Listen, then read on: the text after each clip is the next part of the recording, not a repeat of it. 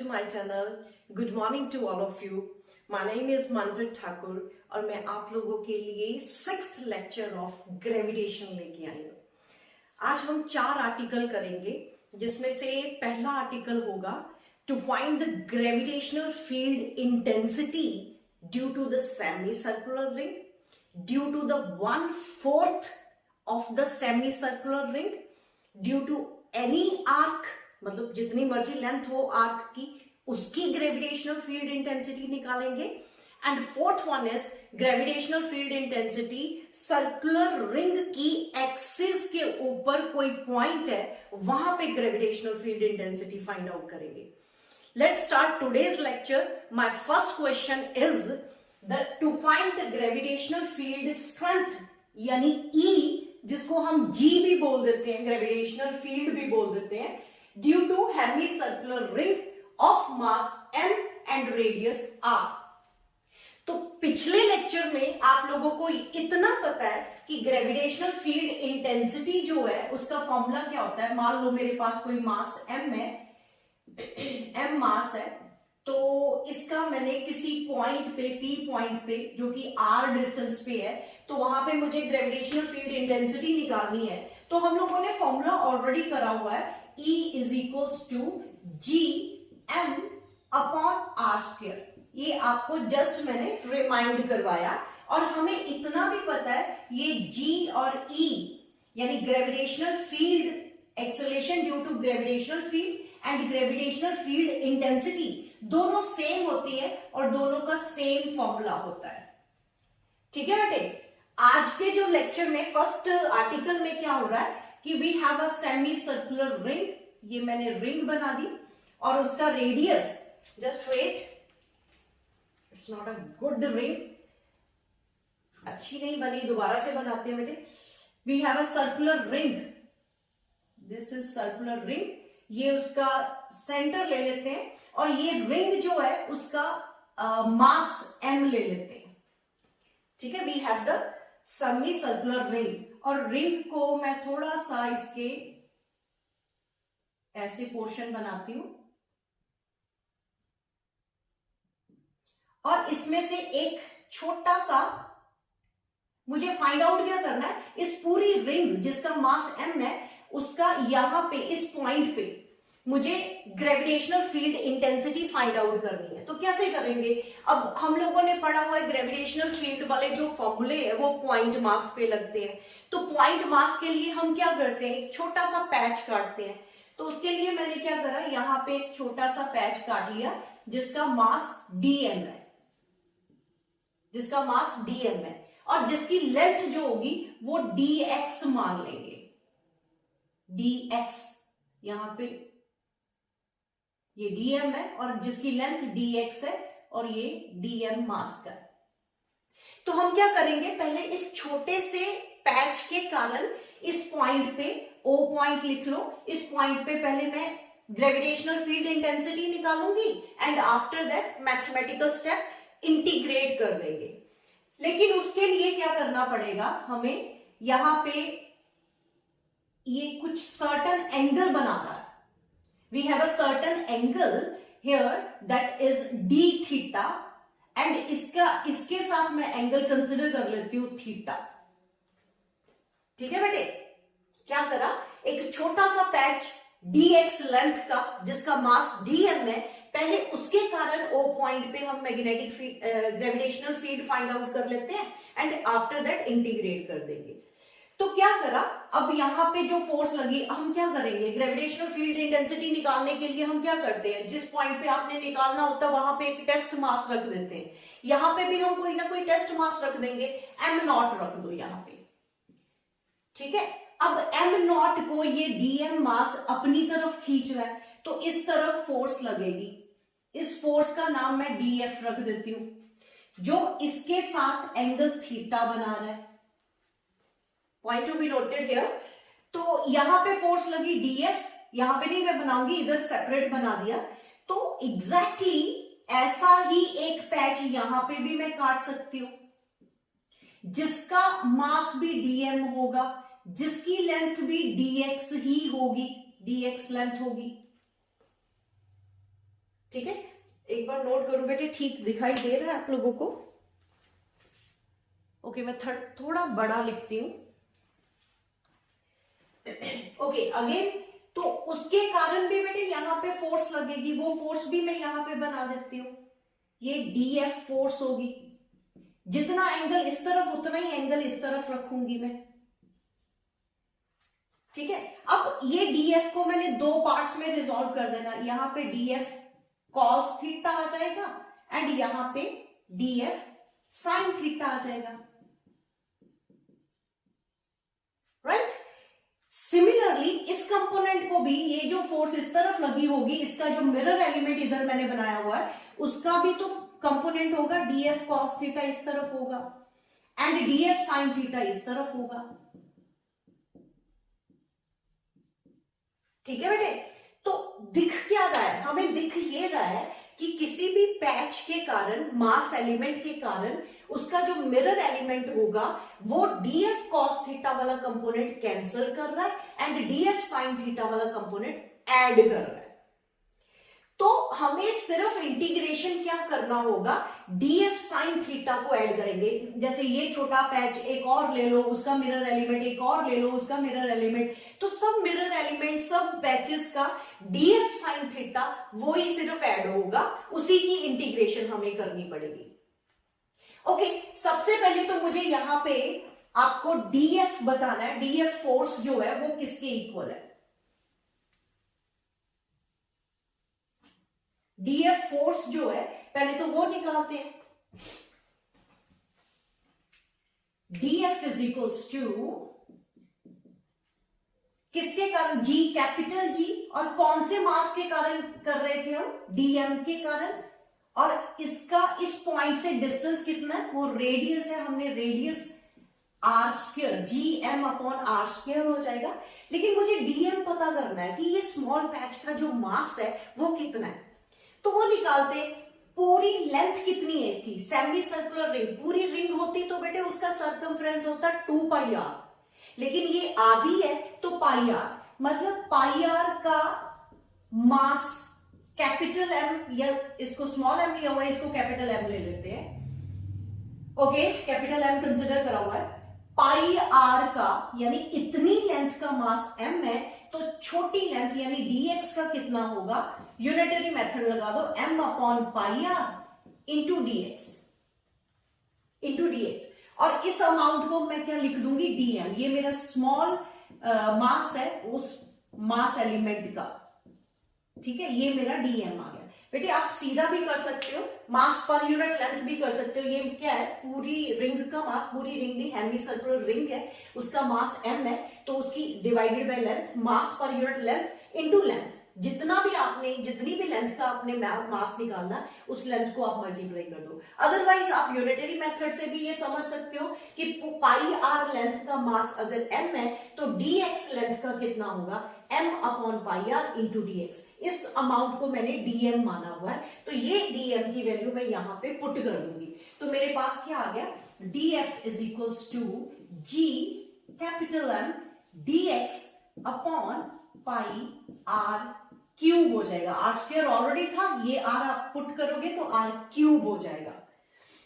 ठीक है, अब वो वाला स्टेप कि आपको हर फोर्स जो है डीएफ फोर्स, उसके दो दो कंपोनेंट बन रहे हैं, DF cos theta and DF sine theta, DF cos theta and DF sine theta. तो डीएफ कॉस थीटा वाला कंपोनेंट है वो कैंसिल हो रहा है एंड डीएफ साइन थीटा सभी लेंथ एलिमेंट्स के, छोटे छोटे एलिमेंट्स का ऐड हो रहा है। तो हम क्या करेंगे? वो छोटे छोटे एलिमेंट्स की इंटीग्रेशन कर देंगे। तो क्या करेंगे? अभी मुझे नेट फोर्स निकालनी है।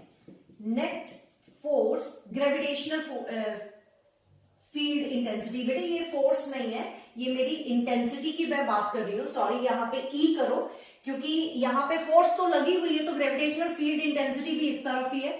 ये ग्रेविटेशनल फील्ड इंटेंसिटी है ना। हम आप ना, मेरा लेक्चर नंबर शायद 3rd है, वहां पे चेक करोगे तो यही आर्टिकल हमने फोर्स की टर्म में निकाला हुआ, तो वेरी सिमिलर आर्टिकल।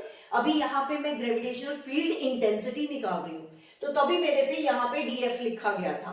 अभी यहाँ पे डीई लिखना है, क्योंकि we are finding the gravitational field strength at this point, तो DE लिखो। जिस तरफ फोर्स होगी उसी तरफ ग्रेविटेशनल फील्ड इंटेंसिटी होगी, उसी तरफ उसकी डायरेक्शन होगी, and very similar to that. तो यहां पे हमने DE लिखना है। नेट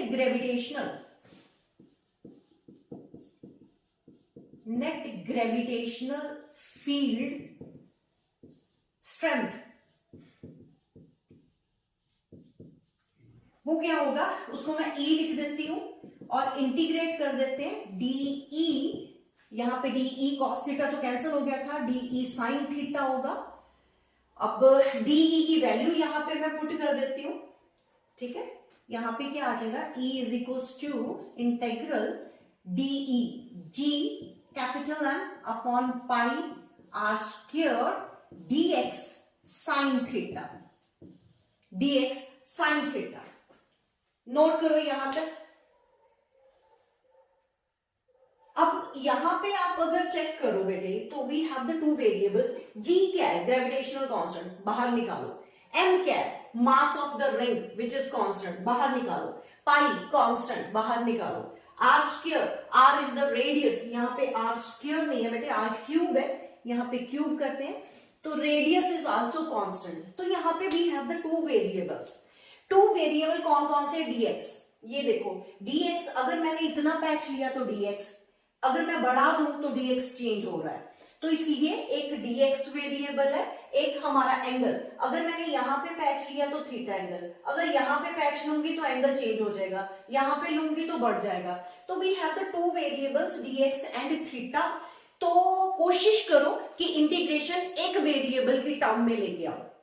तो ठीक है, हम क्या करते हैं कि यहाँ पे dx जो है वो थीटा की टर्म में चेंज करने की कोशिश करते हैं, और इंटीग्रेशन की जो लिमिट्स हैं वो थीटा की लिमिट्स हम डाल देंगे, ठीक है। ये two variables we have to convert into the one variable.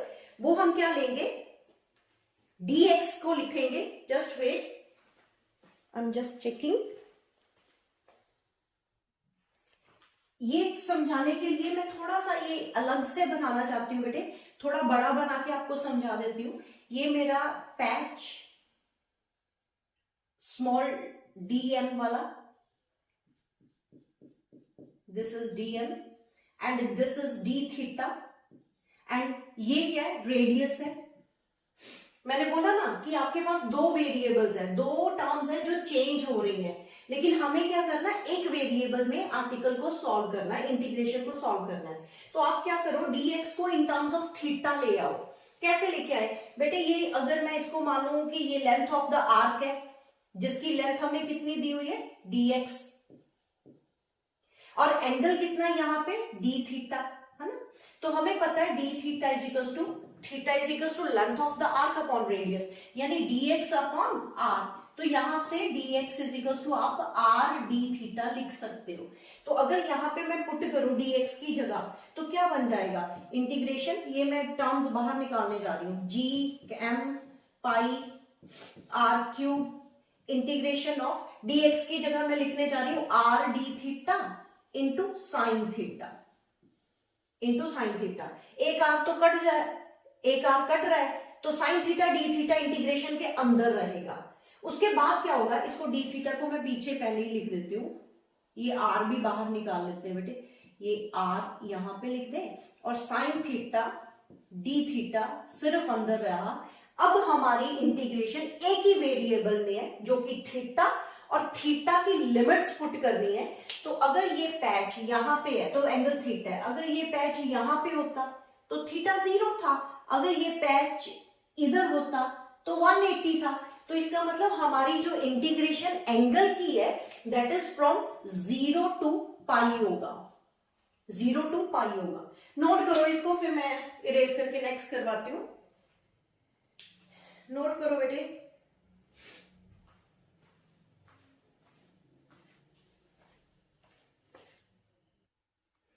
अब मुझे सिर्फ इसी को इंटीग्रेट करना है। तो हमारे पास इलेक्ट्रिक फील्ड इंटेंसिटी किसके इक्वल हो रही है, जी एम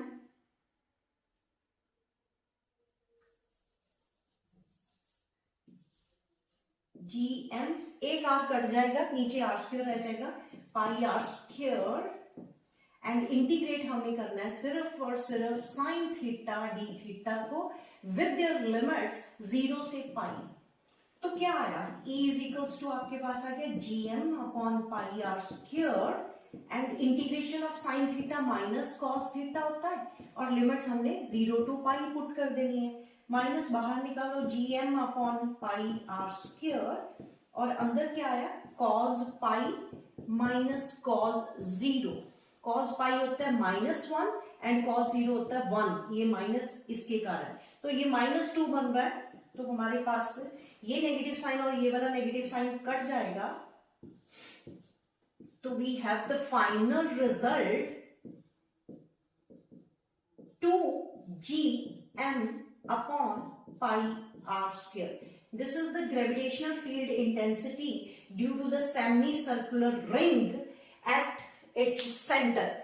सेंटर पे मैंने ग्रेविटेशनल फील्ड इंटेंसिटी इस पूरी रिंग के कारण फाइंड आउट करती, जो फॉर्मूला हमें लर्न भी कर लेना है। अगर एमसीक्यू क्वेश्चंस आते हैं तो ऑप्शन टिक करनी है, तो आप सीधा ये ऑप्शन टिक कर सकते हो GM upon pi R square.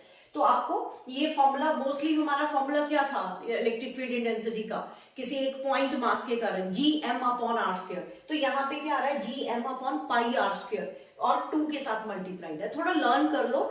अगर ये फॉर्मूला इन वेक्टर फॉर्म में लिखना हो तो कैसे करेंगे, तो अभी आप ध्यान से देखो, अगर ये एक्स एक्सिस है, ये एक्स एक्सिस है और इधर वाई एक्सिस है, तो नेट इलेक्ट्रिक फील्ड इंटेंसिटी जो है वो इसी तरफ आ रही थी। यहां पे भी ई कर देना बेटे। नेट ग्रेविटेशनल फील्ड इंटेंसिटी वो वाई एक्सिस की तरफ आ रही है। तो इन वेक्टर नोटेशन यहां पे आपको अगर वेक्टर फॉर्म में लिखना है तो आप यहां पे जे कैप बीच में डाल सकते हो। तो we get the final result of gravitational field intensity due to the semicircular ring। Clear हुआ बेटे? अब जो नेक्स्ट आर्टिकल है उसमें मैंने क्या करना है, 1/4 कर देना है। अभी यहाँ पे तो सेमी सर्कुलर रिंग में हमें क्या दिख रहा है, यहाँ पे एक एलिमेंट लिया, उसका मिरर एलिमेंट ये वाला आया, यहाँ पे लोगे तो यहाँ पे मिरर एलिमेंट, यहाँ पे लोगे तो उसका मिरर एलिमेंट। मतलब कहने का मतलब इस पोर्शन में अगर कोई मैं लेंथ एलिमेंट लेती हूँ तो उसका मुझे मिरर एलिमेंट इस तरफ मिल रहा है, जिसके कारण आपका DE cos थीटा कैंसिल हो रहा है और DE sin थीटा ऐड हो रहा है। तो फाइनली हमने सिर्फ DE sin थीटा को ही इंटीग्रेट करा था। लेकिन अब जब मैं इसको काट दूंगी, यानी 1/4 पार्ट ही सिर्फ लूंगी, तो उसके केस में हमने कैसे सॉल्व करना है वो सॉल्व करना सिखाती हूं। पहले इसको नोट करो। अब क्वार्टर वाला पोर्शन करते हैं, क्वार्टर वाला क्वेश्चन करेंगे। ओके बेटे, second question, to find the gravitational field intensity E या फिर G due to quarter ring जिसका मास m है एंड रेडियस r है।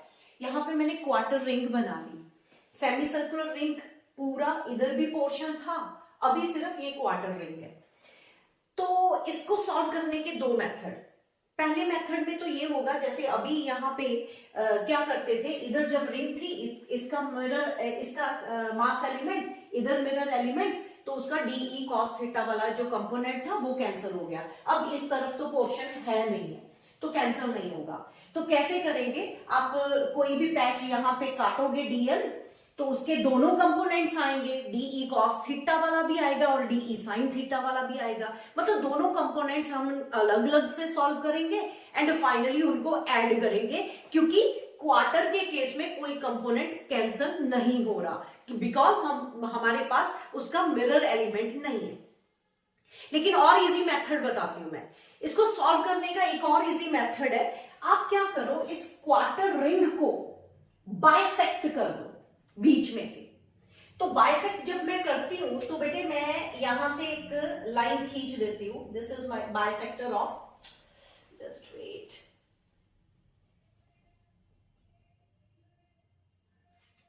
This is bisector of this quarter ring. तो इस बाइसेक्ट करने का बहुत बेनिफिट होने वाला है। कैसे, मैं क्या करूंगी, अब इस बाइसेक्ट पे मुझे पता है ये वाला एंगल 90 डिग्री है, तो बीच में से बाइसेक्ट करोगे तो इधर आया 45, उधर आया 45। तो क्या फायदा हुआ ये मेथड यूज करने का। अब अगर मैं इस पोर्शन पे कोई भी लेंथ एलिमेंट यानी मास एलिमेंट लेती हूं तो उसका मिरर एलिमेंट मुझे यहां पे मिल जाएगा। समझ आया? तो मैंने बाइसेक्ट करने का मेथड ये, मैं अलग अलग से दोनों कंपोनेंट निकालती, उसको इंटीग्रेट करती, फिर फाइनली ऐड करती। तो मैंने एक सोल्यूशन ढूंढ लिया। क्या सोल्यूशन ढूंढा कि इस रिंग को, क्वार्टर रिंग को ही बीच में से काट दो, बाइसेक्ट कर दो। तो 45 एंगल इस तरफ, 45 एंगल इस तरफ। अब यहां पे कोई मैं अगर लेंथ एलिमेंट लेती हूं या मास एलिमेंट लेती हूं, उसका मुझे एग्जैक्टली मिरर एलिमेंट इसमें भी मिल जाएगा। इस बार भी एक कंपोनेंट कैंसिल हो जाएगा, तो हमें सिर्फ एक ही कंपोनेंट को ऐड करना होगा और ये मेथड इजी हो जाएगा उस मेथड से। करें स्टार्ट। ओके, मैंने क्या करा, इस पैच में यहां पे एक मास एलिमेंट चूज कर लिया मैंने। ये मास एलिमेंट मेरा, जिसको मैं dm मास एलिमेंट बोलूंगी, और इसकी जो लेंथ है वो dx मान लूंगी। ठीक है बेटे, इसका dx लेंथ है और मास इसका dm मान लेते हैं। अब मुझे इस क्वार्टर रिंग का इस पॉइंट पे ग्रेविटेशनल फील्ड इंटेंसिटी निकालनी है। तो क्या करूं, पहले तो मुझे यहां पे भी ऐसे बनाना पड़ेगा, ये है ना, ये जो लेंथ मिरर मास एलिमेंट है, ये इस पॉइंट पे, ओ पॉइंट ले लेते हैं, इस पॉइंट पे डी थीटा एंगल बना रहा है। रेडियस हमने कंसिडर करा हुआ आर। तो वही बात, अगर अब इस बार ये क्वार्टर रिंग का मास बेटे मैंने एम माना हुआ है, तो मास पर यूनिट वही बात हुई। अब इसकी लेंथ कितनी हुई, सेमी सर्कुलर की कितनी थी, पाई आर, उसका भी आधा कर दो। तो पाई आर बाय 2 का ये कितनी लेंथ है, हाफ का कितना था, पाई आर, उसका भी आधा कर दिया, यानी पाई आर बाय 2। इसका मास कितना है, कैपिटल एम। आप किसका निकालना चाहते हो, dx का। तो फिर वही unitary method, m upon this into this, यानी मास पर यूनिट लेंथ वाला फॉर्मूला यहां पे भी लगा दिया, इंटू dx, जितनी लेंथ का आप मास फाइंड आउट करना चाहते हो। इस पूरी क्वार्टर रिंग का मास अगर m है, तो dx लेंथ का कितना होगा, तो मैंने मास per unit length into dx कर दिया। ये 2 ऊपर लेके जा सकती हूँ, तो मेरा dm कितना आ गया बेटे, 2m पाई r dx। तो यहां से फिर मुझे dx वो ही निकालना है। तो ये dx क्या हो गया, यहां पे dx अगर मुझे निकालना है, तो वो dx इज इक्वल्स टू किसके इक्वल, वही d theta is equals to length of the arc upon radius. तो यहां से dx निकालेंगे तो r d थीटा आ गया। ये स्टेप तो पिछले ही आर्टिकल वाला हो गया।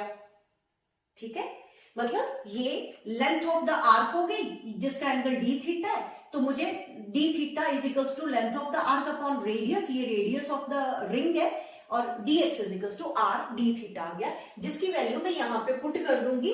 तो अभी डायरेक्ट मैं यहां पे पुट कर देती हूं, सो दैट कि मेरा एक ही वेरिएबल रिजल्ट में आए। r d थीटा करा, एक r कट गया बेटे, यहां से एक r कट गया, and we have dm is equals to 2m upon pi d theta, 2m upon pi d theta. अब यहां पे कोई m नॉट टेस्ट मास रख लेते हैं, ग्रेविटेशनल फील्ड इंटेंसिटी निकालनी है ना, तो हम देखेंगे फोर्स कहां पे लग रही है। इस टेस्ट मास को, ये वाला जो छोटा सा मास है, अपनी तरफ खींचेगा। जिस तरफ फोर्स लग रही ग्रेविटेशनल फोर्स, उसी तरफ ग्रेविटेशनल फील्ड इंटेंसिटी लगने वाली है। तो हम क्या करेंगे, तो यहां पे मैंने इसको लगा दिया, DE फोर्स लगा दी, DE ग्रेविटेशनल फोर्स इस तरफ, और यहां पे बेटे ये एंगल आप थीटा मानोगे, दिस एंगल इज थीटा। ठीक है, अब ये मैं अलग से बनाती हूं, एग्जैक्टली सेम इतना ही एक मिरर एलिमेंट यहां पे मैं काट लेती हूं।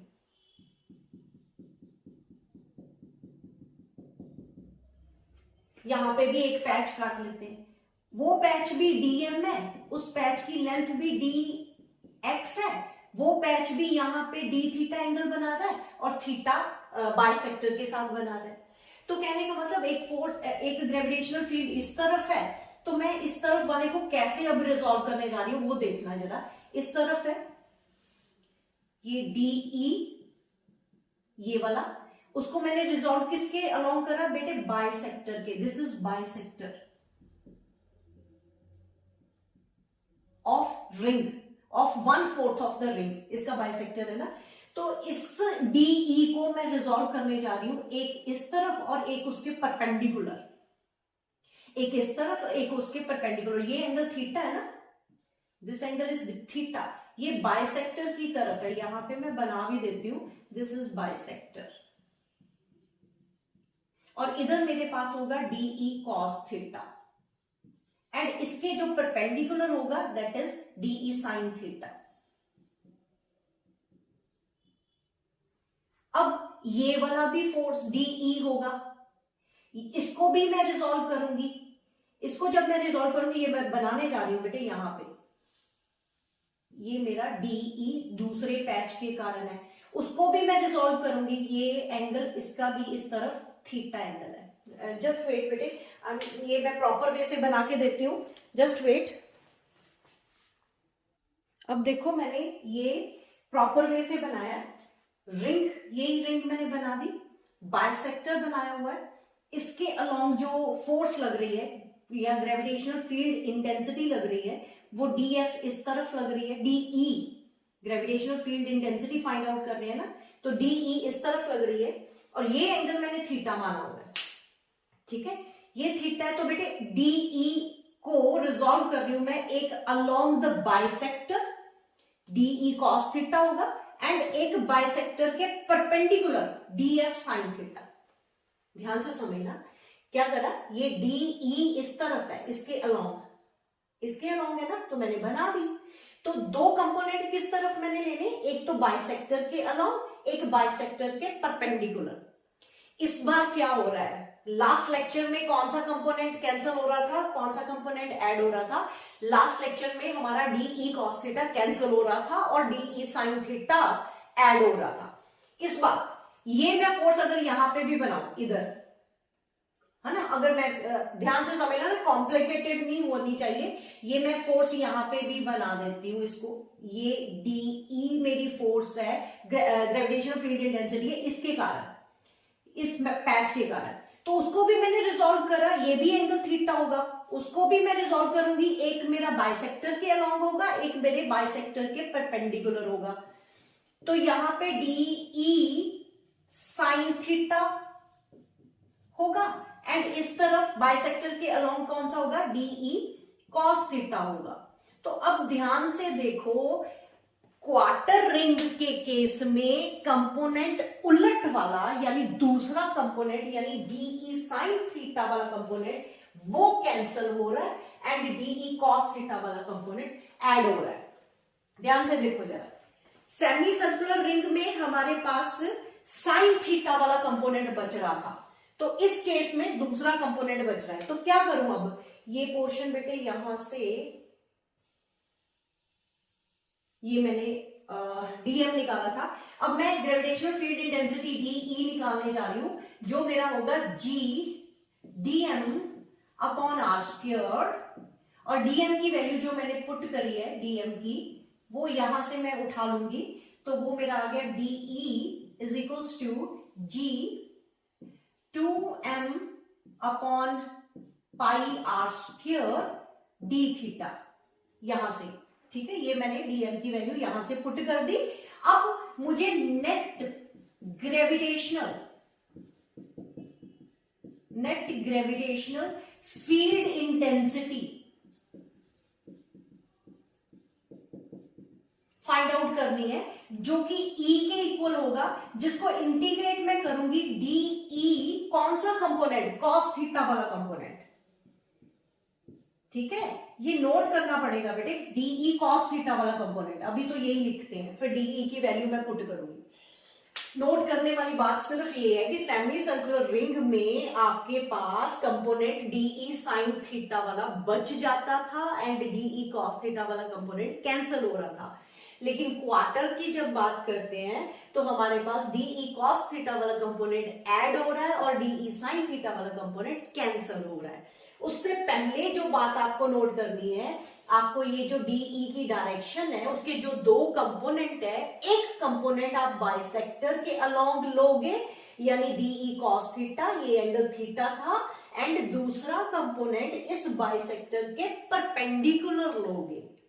एंड सिमिलरली इस पैच के कारण भी जो DE थी उसका कंपोनेंट भी एक बाइसेक्टर के अलोंग लोगे और एक बाइसेक्टर के परपेंडिकुलर लोगे। तो डायग्राम से ये क्लियर हो रहा है ये कंपोनेंट कैंसिल एंड ये वाला कंपोनेंट ऐड हो रहा है। तो नेट इलेक्ट्रिक फील्ड मुझे फाइंड आउट करनी है DE cos थीटा को इंटीग्रेट करके। अब मैं इंटीग्रेशन की लिमिट्स क्या डालूं, तो लिमिट्स की भी प्रॉब्लम है।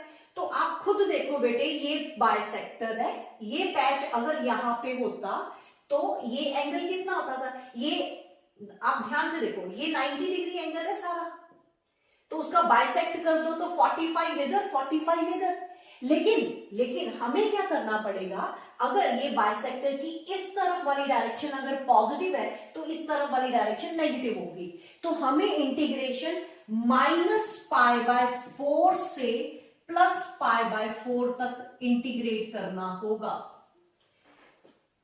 -π/4 से लेके +π/4 तक इंटीग्रेट करना होगा। बेटे ये पॉइंट नोट करने वाले हैं, इंटीग्रेशन की लिमिट्स क्या होंगी वो देखना पड़ता है, ठीक है। आपको बाइसेक्ट करवा दिया था मैंने, ये अगर समझ आ रहा ना आर्टिकल, तो एनी आर्क का मतलब ये क्वार्टर 3/4 कुछ भी आ जाए तो आप बड़े आराम से कर सकते हो। Any length of the arc, जरूरी नहीं है क्वार्टर हो, तो आप इस मेथड से बड़े आराम से कर सकते हो। अभी दोबारा से मैं बताती हूँ, ये मेरा बाइसेक्टर है, मुझे पता है ये 90 डिग्री एंगल है, 45 इधर होगा 45 इधर होगा। बाइसेक्टर को अगर मैं ओरिजिन लाइन मानती हूं तो इस तरफ वाली अगर पॉजिटिव है तो दूसरी तरफ वाली नेगेटिव होगी। मुझे यहां से यहां तक जाना है, यानी π/4 से -π/4 से +π/4 तक इंटीग्रेट करना है। तो that's why I put the limits here -π/4 से +π/4। अभी इंटीग्रेशन सॉल्व कर देते हैं। पहले मैं DE की वैल्यू पुट कर दूं यहां पे, तो मेरे पास DE की वैल्यू जो आ रही है दैट इज, यहां पे ये पुट करा मैंने, G2 आगे लिख लेते हैं m πr²। तो ये सब बातें, ये सब टर्म्स बेटे कांस्टेंट है, तो इंटीग्रेशन से बाहर निकाल लेते हैं। We have only one variable which is theta, तो अंदर रखो इंटीग्रेशन के cos थीटा d थीटा, और जिसकी लिमिट्स हमने कितनी करी हुई है -π/4 से +π/4 तक, ठीक है जी। अब cos थीटा की इंटीग्रेशन होती है पॉजिटिव साइन थीटा, तो यहां पे हम साइन थीटा पुट करेंगे तो E = हमारे पास क्या आ रहा है 2gm/πr², ये बाहर टर्म थी, और अंदर क्या आएगा साइन थीटा। तो अपर लिमिट में एक बार पुट करती हूँ, साइन π/4 माइनस साइन -π/4। मैंने लिमिट्स भी पुट कर दी बेटे, एक स्टेप खा गई मैं एक स्टेप खा गई, मतलब that means cos theta d theta की इंटीग्रेशन क्या होनी थी sin थीटा। तो sin थीटा की लिमिट्स पुट करनी, upper limit minus lower limit, मैंने डायरेक्ट पुट कर दिया sin π/2 माइनस sin -π/4, π/2 नहीं π/4। अब sin π/4 कितना होता है 1/√2। sin π/4 कितना होता है बेटे 1/√2। तो एक चीज और मैं बता दूं, sine minus theta minus sine theta होता है। ये टर्म लिखे कहां पे, ओके यहां पे मैं करती हूं। तो मेरे पास आ गया 2gm/πr², और अंदर क्या आ रहा है साइन π/2, वो 1/√2 होगा, माइनस ऑफ बेटे sine minus theta minus sine theta होता है, sine minus theta minus sine theta होता है, ये नेगेटिव साइन बाहर आ जाता है तो वो उस चक्कर में प्लस हो जाएगा, और यहाँ पे साइन π/4 वो भी 1/√2 होगा। तो यहाँ पे 1/√2 प्लस 1/√2 मतलब 2 टाइम्स 1/√2, तो यहाँ पे ट्वाइस आ जाएगा। तो इसको सॉल्व कर दो, नोट कर लो, एंड रिजल्ट में फिर से लिखती हूँ, नोट करो बेटे इसको।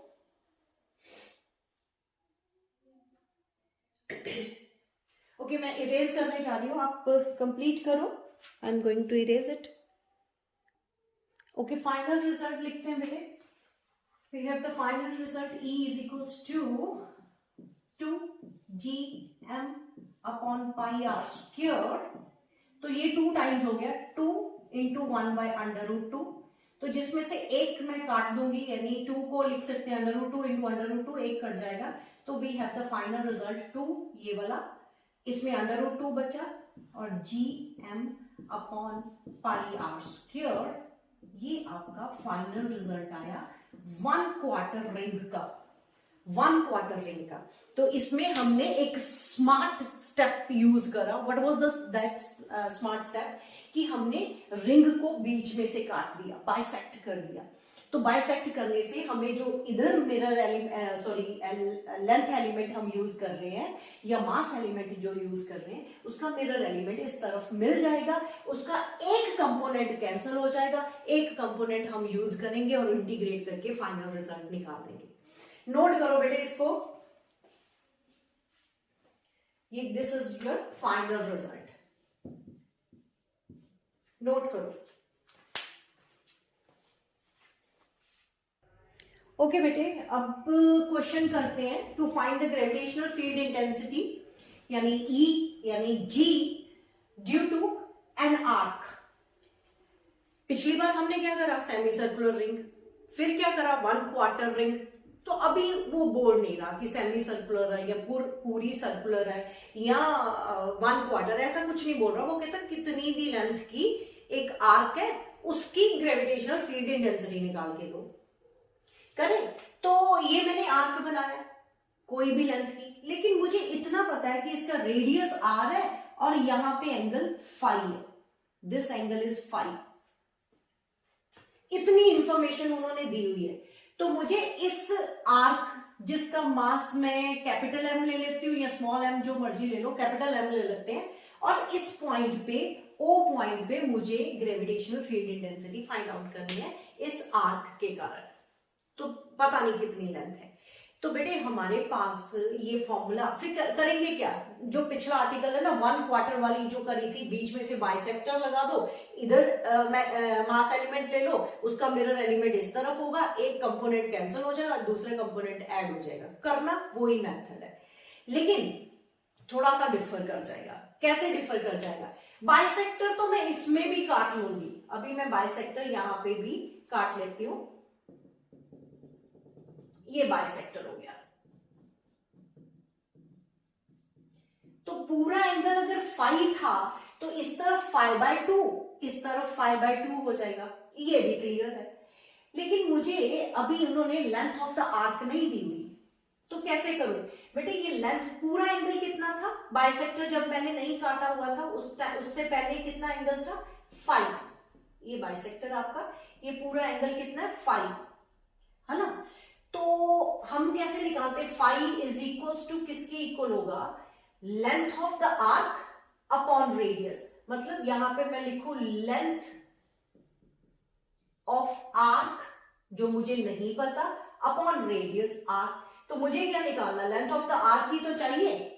तो यहां पे लेंथ ऑफ द आर्क जो है वो आपके पास कितनी आ गई? Length of arc is equals to r5।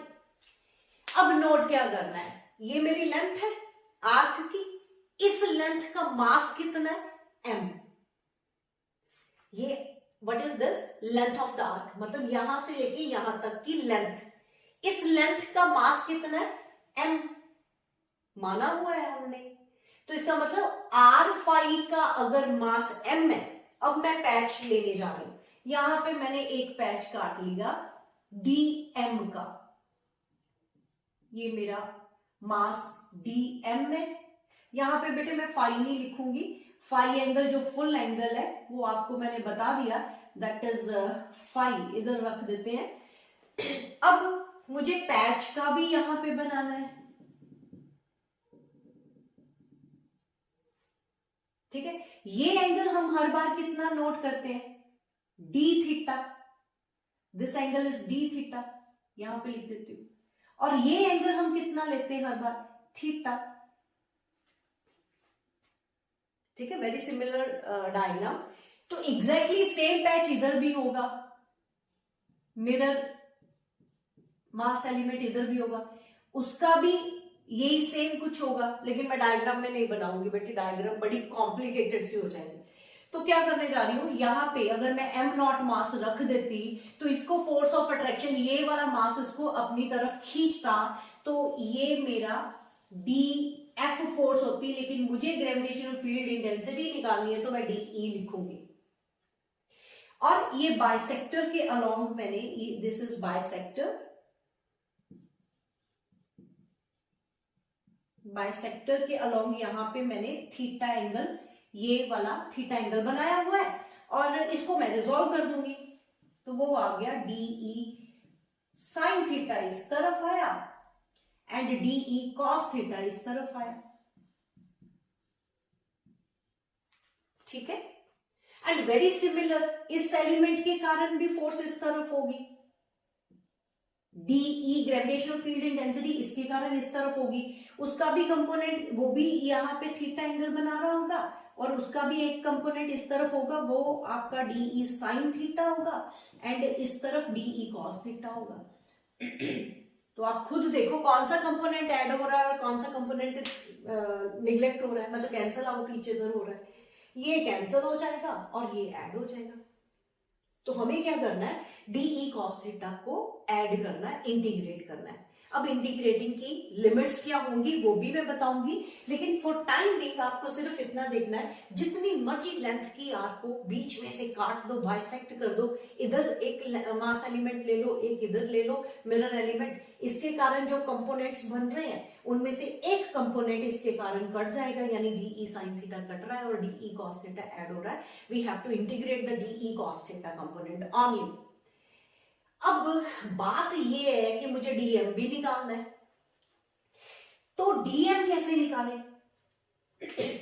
तो ऑल ऑफ फर्स्ट मैं डीई लिखती हूं यहां पे, डीई इज इक्वल टू क्या आएगा, जी डीएम अपॉन आर स्क्वायर, है ना, डीएम के कारण कर रहे हैं ना हम ग्रेविटेशनल फील्ड इंटेंसिटी, डीई जो है डीएम के कारण है, तो मुझे डीएम निकालना है।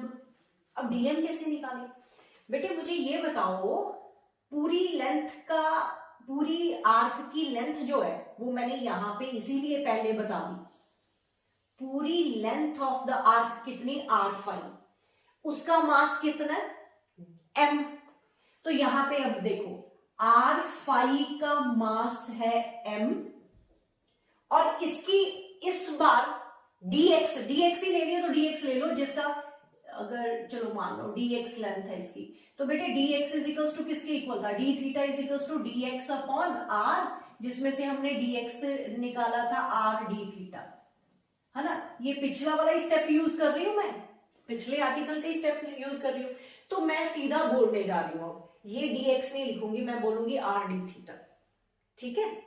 r d theta is the length of, ये छोटा सा लेंथ एलिमेंट है जो dm डीएम मास है, तो ठीक है ना। पूरी आर्क का यानी r5 का मास अगर m है, तो r d थीटा का कितना होगा, m upon r5 into r d theta. बात समझ आई, यूनिटरी मेथड अगेन, पूरी लेंथ का यानी पूरी लेंथ ऑफ आर्क जो कि मेरी r5 के इक्वल है, उसका मास अगर m है, तो इतनी छोटी लेंथ जो कि मेरी dx जो कि r d थीटा के इक्वल थी, उसका मास कितना होगा, इसका इतना है तो इसका कितना होगा, m bye r5 into r d5, तो r तो कट रहा है, तो हमारे पास dm जो आ गया वो m अपॉन 5 d थीटा है, m अपॉन 5 d थीटा, ये पुट करो यहाँ पे, de is equal to g m d theta upon r square 5। अब एक और स्टेप नोट करते हैं, अब यहां पे अच्छा मुझे नेट फाइंड आउट करनी है, net gravitational field, gravitational field वो कितनी आ जाएगी बेटे, E is equals to d E, कौन सा कंपोनेंट बच रहा है, कॉस थीटा वाला, डीई कॉस थीटा जिसको हम इंटीग्रेट कर देंगे। इंटीग्रेशन की लिमिट्स मैं बाद में देती हूँ, पहले मैं डी ई की वैल्यू पुट कर दूं। G capital M upon R square phi cos theta पहले लिख देती हूँ, डी थीटा बाद में लिख देती हूँ, और इंटीग्रेट हम करेंगे इसकी। अब ध्यान से सुनो, इसमें मेरा वेरिएबल कौन कौन सा है? जी कांस्टेंट बाहर निकालेंगे, M constant, R square constant. अब फाई देखो, यहाँ पे फाई क्या था? पूरी आर्क का एंगल। वो तो बेटे कांस्टेंट ही है ना, वो थोड़ी चेंज हो रहा है। चेंज क्या हो रहा है? अगर आप यहाँ पे पैच लेते हो तो थीटा एंगल, यहाँ पे पैच लेते हो तो थीटा चेंज हो जाएगा। छोटा पैच ले रहे हो तो डी थीटा, बड़ा पैच ले रहे हो तो वो। मेरे कहने का मतलब, we have only one variable that is theta. तो इंटीग्रेशन के अंदर सिर्फ थीटा वाली टर्म रखो, बाकी सब बाहर निकाल दो, including phi, because phi is the angle of an arc which is constant. बाहर निकालो इसको भी। अब बात आई लिमिट्स की। लिमिट्स में क्या होगा? आपने बाइसेक्टर करा हुआ है, इधर एंगल कितना और इधर एंगल कितना है? आपका टोटल एंगल था फाई, बाइसेक्ट कर दिया तो 5/2 इधर हुआ, 5/2 इधर हुआ। एक तरफ आप माइनस लोगे, एक तरफ आप पॉजिटिव लोगे। एग्जैक्टली वही केस बन गया 1/4 रिंग वाला। तो बीच में से हमने बाइसेक्ट करा था, π/4 इधर, π/4 इधर, एक पॉजिटिव एक नेगेटिव। तो सिमिलरली यहाँ पे एंगल कितना है? 5। तो बीच में से काटा हुआ है तो 5/2 उधर हुआ, 5/2 इधर हुआ। तो एक ओरिजिन लाइन ये वाली है, तो एक तरफ नेगेटिव हुआ, दूसरी तरफ पॉजिटिव हुआ। तो इंटीग्रेशन -5/2 से +5/2 होगा। Point to be noted here. तो निकालो फिर इसको बाहर। पहले तो इंटीग्रेशन सॉल्व करने के लिए E इज इक्वल्स टू, मैंने G बाहर निकाला, m/r² और फाई भी बाहर निकाल दिया। कॉस की इंटीग्रेशन होती है साइन थीटा, तो लिमिट्स उसकी हम पुट कर देंगे। तो फाइनल रिजल्ट हमारे पास आया gm/r² फाई। तो लिमिट्स बन गई sine 5/2 minus of sine -5/2, minus of sine -5/2। तो मैंने बोला ना, sine minus theta minus of sine theta होता है। अगर ये मैं नेगेटिव बाहर निकाल दूं ऐसे, तो आपके पास ये रिजल्ट आएगा। We have the final result. Any arc का फाइंड आउट करना हो तो by doing this method we can find this final result. एक और चीज मैं बताती हूँ। अब आप जितने भी मैंने आर्टिकल करवाए, रिंग का, सेमी सर्कुलर रिंग का, क्वार्टर का, तो बेटे इस मेथड में वैल्यू पुट कर दो। जैसे रिंग के केस में क्या था, बीच में से हम काट दें। अच्छा पहले नोट करो, फिर उसके बाद मैं एक्सप्लेन करती हूँ कि ये फॉर्मूला आप हर जगह पे कैसे अप्लाई कर सकते हो। नोट करो इसको। ओके बेटे, ये हमारा फाइनल रिजल्ट आर्क का। अब मैं बताने जा रही हूं कि यही फाइनल रिजल्ट हम सब जगह अप्लाई कर सकते हैं। कैसे? जैसे मेरे पास एक सेमी सर्कुलर रिंग थी, तो यहाँ पे अगर हमने फाइंड आउट करा था ग्रेविटेशनल फील्ड इंटेंसिटी, यहाँ पे फाइंड आउट करी थी, सॉरी यहाँ नहीं आना, ठीक है, यहाँ पे। तो बेटे इधर देखो, अगर मैं बाइसेक्ट यहाँ पे कर देती हूँ तो इधर एंगल कितना आ रहा है? π/2। इधर कितना आ रहा है? π/2। तो यहाँ पे यहाँ पे 5/2 की वैल्यू पे π/2 पुट करोगे तो आपका रिजल्ट आ जाएगा। मतलब अब यहाँ पे पूरी रिंग का कितना एंगल बन रहा है? सेंटर पे कितना एंगल बन रहा है? पाई। तो मतलब यहाँ पे फाई की वैल्यू पाई है, तो यहाँ पे सीधा पुट करो। चलो, E is equals to gm/r²। Phi की जगह मैं पुट करूंगी पाई, और यहाँ पे साइन π/2 प्लस साइन π/2, तो साइन π/2 कितना होता है? 1, 1 + 1 यानी 2। तो आप चेक करो, सेमी सर्कुलर रिंग का यही रिजल्ट नहीं निकाला था? आर्टिकल आपने नोट करे हुए ना, तो वहां पे देखो, तो सेमी सर्कुलर रिंग के कारण यही तो आर्टिकल हम रिजल्ट निकाला था, 2gm/πr²। तो डायरेक्शन बता देंगे बाद में, डायरेक्शन आपकी किस तरफ होगी वो बाद में देखा जाएगा। अब क्वार्टर वाला कर लेते हैं। क्वार्टर वाले केस में क्या था?